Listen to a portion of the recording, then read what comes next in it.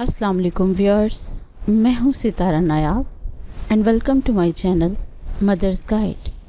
As you know कि हमने channel female की गाइडेंस के लिए बनाया है, स्पेशली वो फ़ीमेल्स जो पहली दफ़ा माँ बन रही हैं और उनके पास कोई समझाने के लिए नहीं है। इसलिए ये वीडियोस उन लोग को डेडिकेट की जाती हैं ताकि वो इनसे फ़ायदा उठा सकें। आज की जो वीडियो है वो भी एक रिक्वेस्टेड वीडियो है, जिसमें आप लोगों ने पूछा था कि जिसको उर्दू में छिला कहते हैं और वैसे इसको आफ्टर बर्थ कहते हैं, तो इसमें फ़ीमेल की टेक केयर कैसे की जाती है। तो आज जो वीडियो है वो छोटे ऑपरेशन से रिलेटेड है कि छोटे ऑपरेशन के बाद औरत का ख्याल कैसे रखें, यानी कि how to care women after episiotomy. तो इसके लिए आपको सबसे पहले ज़रूरी है कि आप फ़ौरन ही काम में ना लग जाएं, बल्कि आप रेस्ट करें, क्योंकि आपकी बॉडी में बहुत ज़्यादा चेंजेस बेयर किए होते हैं। इसलिए आपकी बॉडी को कंप्लीट रेस्ट की ज़रूरत होती है। ये रेस्ट डिपेंड करता है कि आप कितनी देर के लिए करती हैं। मीन टू से 8 से 10 दिनों में आप लोग काफ़ी बेहतर महसूस करना शुरू हो जाती हैं। सेकेंड चीज़ है खुराक, यानी कि आपको कौन सी खुराक खानी है और कौन सी नहीं खानी है।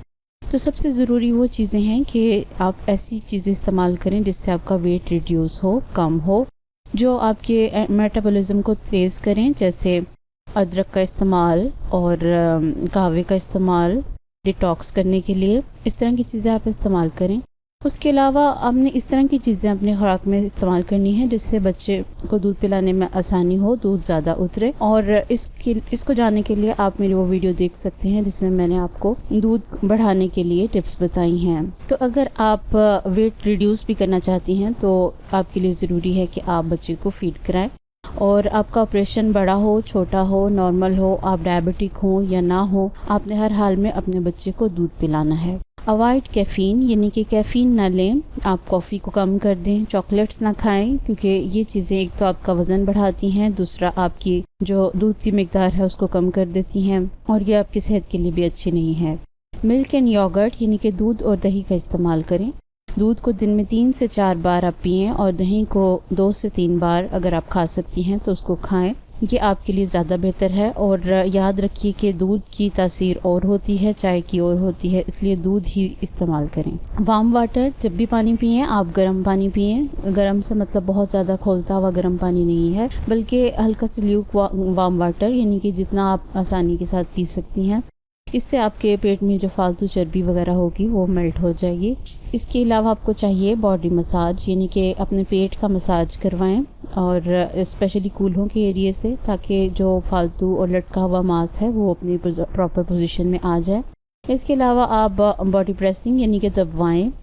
मुख्तलिफ औरतें अवेलेबल होती हैं इस काम के लिए, वो पैसे लेकर आपको दबा देती हैं। तो अपने आसपास से वो औरतें मैनेज करके रखें जब आपका ये टाइम आने वाला हो। हॉट बॉटल, गर्म पानी से सेक करना होता है आपके लिए बहुत ज़रूरी। इसके लिए बोतलें अवेलेबल होती हैं मार्केट में। आप उन बोतलों के ज़रिए दिन में 2 बार सेक करें। उससे ये होगा कि आपकी जिस्म से तो फालतू चर्बी उतरेगी और दूसरा आपके जिस्म में जो वर्म होगा वो उतर जाएगा।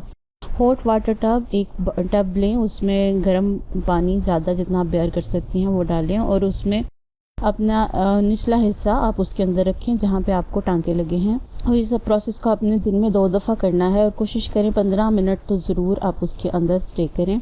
इस तरह करने से आपके जो टांके हैं वो नरम हो जाएंगे और आपको पेन कम होगी और स्ट्रेच कम होगा। मॉनिटर करें कि क्या आपको जो ब्लीडिंग आ रही है वो नॉर्मल है। अगर वो बहुत ज़्यादा है या एक्स्ट्रा ऑर्डिनरी है तो आपको उसके लिए भी अपने डॉक्टर के साथ रब्ता करना पड़ेगा कि क्या ये नॉर्मल है। अगर ये नॉर्मल नहीं है तो वो फिर आपको उसके बारे में ट्रीटमेंट बताए। कीप क्लीन, यानी कि अपने आप को साफ़ सुथरा रखें। साफ़ सुथरा रखने के लिए ज़रूरी है कि आप अपनी सैनिटरी की चीज़ें जो हैं उनको नीट एंड क्लीन रखें ताकि आपकी बॉडी में कोई इन्फेक्शन ना हो। इसके अलावा कोई टिश्यू या कोई टॉवल या कोई ऐसी चीज़ रखें जिससे आप अपनी बॉडी को ड्राई करें, क्योंकि अगर आपका ज़ख्म ड्राई रहेगा तो आपके लिए ज़्यादा अच्छा है और वो जल्दी हील करेगा। इस तरह आप अगर अपनी बॉडी का ख्याल रखेंगी तो ज़रूर आपको जल्दी रिकवरी में आसानी होगी। आइस पैक, यानी कि बर्फ़ की टकोर करें। अगर आपको गर्म पानी से करने में प्रॉब्लम हो रही है तो आप बर्फ़ लेकर उससे भी उस एरिया की टकोर कर सकती हैं। उससे ये होगा कि एक तो आपकी स्वेलिंग कम हो जाएगी और दूसरा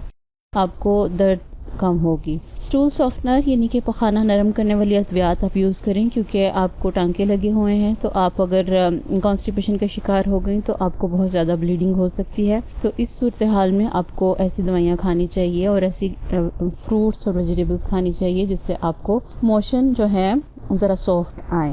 पेन किलर्स, आपको जो पेन के लिए डॉक्टर दवाइयाँ देते हैं और इन्फेक्शन के लिए दवाइयाँ देते हैं उसको आपने कंटिन्यूस खाना है। उसका बच्चे की फीड के साथ कोई रिलेशन नहीं है, वो आपके लिए बहुत अच्छा है।